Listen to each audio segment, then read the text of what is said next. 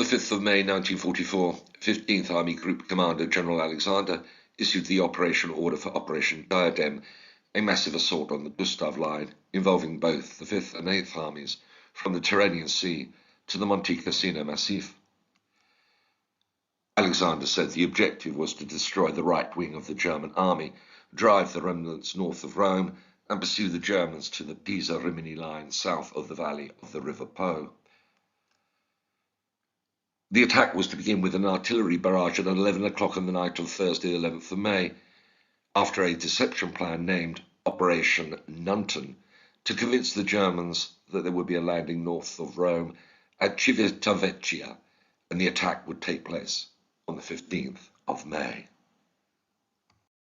The 8th Army, led by General Oliver Leese, was to break the German defences in the valley of the River Liri on the axis of Highway 6 to the east of Rome, and then head north to Terni and Perugia. This would be followed by an advance to Florence and Ancona on the Adriatic coast. The 5th Army, led by General Mark Clark, was to capture the Ausonia defile and advance in parallel with the 8th Army south of the Liri River. This would be followed by a breakout from the Anzio bridgehead to cut Highway 6 near Valmontone. The 5th Army would then advance north of Rome to capture Civitavecchia and Viterbo and move on to Livorno. The 8th Army plan called for 13 Corps, commanded by Lieutenant General Sidney Kirkman, to cross the River Gari into the Liri Valley, while 2 Polish Corps under General Władysław Anders was to break the Gustav Line on the Monte Cassino Massif. These attacks would be simultaneous and mutually supportive. The Canadian Corps was to be held in reserve and used in the attack after the first assault. Meanwhile, 10 Corps, commanded by Lieutenant General Richard McCreary, was to feint an attack to Atina. 5 Corps, commanded by Lieutenant General Charles Alfrey on the line from the Apennines to the Adriatic, was to hold as many Germans in the area as possible. The main attack of America's 2 Corps, led by Major General Jeffrey Keyes, was to be directed at a line of hills between Minturno and Montebacci, with smaller operations along the coast. The French Expeditionary Corps, led by General Juin and under 5th Army's command, was to break through the Monte Macho Massif, cross the Osente defile, and advance parallel with 2 Corps through the Aurunci Mountains.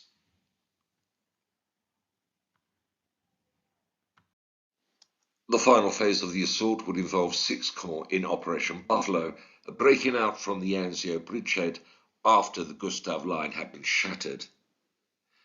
The Corps was to capture Cisterna and advance to cut Highway 7 and move on to take Valmontone on Highway 6 to block German forces withdrawing from the Gustav Line. Operation Diadem was to be supported by an unprecedented volume of artillery fire. The 8th Army had almost 2,000 guns, excluding anti-aircraft and anti-tank pieces. The 5th Army was to be backed by 600 guns plus naval gunfire. The Allied Air Force was to support the advance of both armies, with the overarching goal of ensuring the capture of Rome. When Diadem began, the Allies had almost 4,000 operational aircraft in Italy. The Germans have fewer than 600. The German 10th Army under General Heinrich von Wittgenhoff had realigned its defences around Cassino. 14 Panzer Corps, commanded by Lieutenant General Friedling von Zenger und Ettelin, was given responsibility for the Gustav Line from the Tyrrhenian Sea to the River Liri. 51 Mountain Corps under Lieutenant General Valentin Fürstein held the line north of the Liri, including on the Monte Cassino Massif.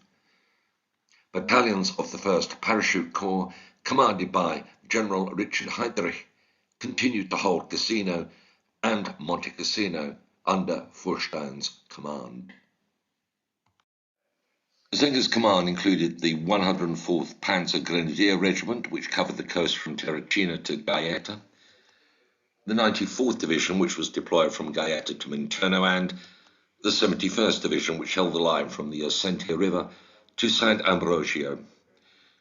The 44th Division was ordered from the Torelli area north of Monte Cassino to between the Liri and Cassino, but had only been partly deployed by the time Operation Diadem began. The Corps Gruppe Hauck, commanded by Major General Friedrich William Hauck, held the Adriatic sector opposite Britain's 5th Corps.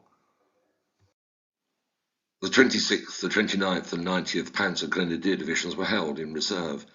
The Hermann Goering and the 92nd Divisions were deployed to counter a suspected amphibious landing in the area of Civitavecchia. German defences by the start of May included the Hitler Line, which was renamed the Senga Line, which ran from Monte Caro to Terracina via Piedamonte, Aquino, Pontecorvo and Fondi. Two subsidiary defensive systems named the Dora and Orange Lines branched out from the Senga Line. The C or Caesar Line ran through Valmontone to Velletri. On the morning of the 5th of May 1944, 5th Army Commander General Mark Clark addressed his senior team at his headquarters in the presence of Oliver Lees. We have a fine plan. It has been developed by General Alexander's headquarters, whereby both the 5th and 8th Armies attack at the same time. We are attacking a wide front in great strength. There are 8 divisions attacking simultaneously on D-Day. These troops are fresh. We have reserves of both infantry and artillery. It is the first time that the total resources of both armies have been thrown into the attack at the same time. I have every confidence in the success of this attack, but I must emphasize that we must not let ourselves look into the crystal ball and, by wishful thinking, that we are going to join up or capture Rome within a few days. General von Senger had gone to Berlin to visit and was on leave on the 11th of May. On the morning of the attack, General Heinrich von Wichtenhoff told Supreme German Commander in Italy, Field Marshal Albert Kesselring, that the front was quiet. Nothing exceptional was expected that day. On the 5th of May, Royal Irish Fusiliers Captain Lawrence Franklin Vale wrote to his wife Olive in the UK from near Formicola, behind the front line, where his battalion was preparing to join Operation Diadem. We have been doing quite a lot of strenuous training over the last few days. Yesterday I had the honour of commanding the battalion on a whole-day exercise on a big scale. It was a big job for me because it was particularly complicated, but it seemed to go off quite well.